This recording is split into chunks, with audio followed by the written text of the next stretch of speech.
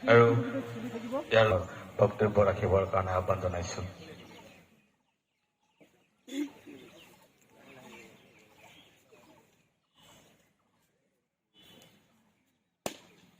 বৰ্মন কছাৰী ছাত্ৰ সন্থাৰ সৌজন্যত যি নেকি গোৱালপাৰা জিলাৰ বালিজানা আঞ্চলিক দেউলীত অনুষ্ঠিত কৰা আমাৰ দ্বিতীয় কেন্দ্ৰীয় অধিৱেশনত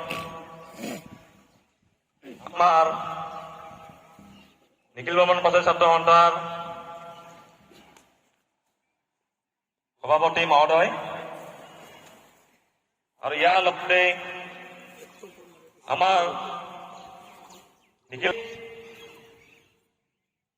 আমাৰ কাৰ্যসূচী এই কাৰ্যসূচীত উপস্থিত হ'ব পৰা মোৰ মৰমৰ শ্ৰদ্ধাৰ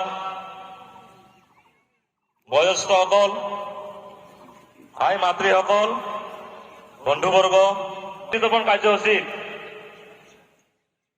যি মোক তবক হিচাপে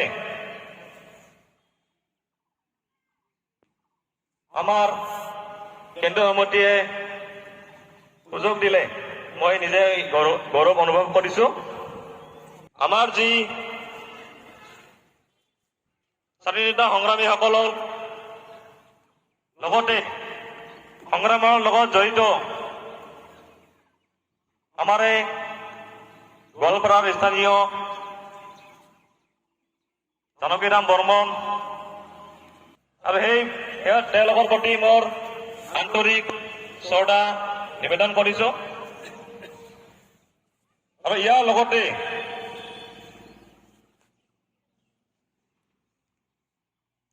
আমাৰ বৰ্মন কছাৰীৰ প্ৰথম শ্বহীদ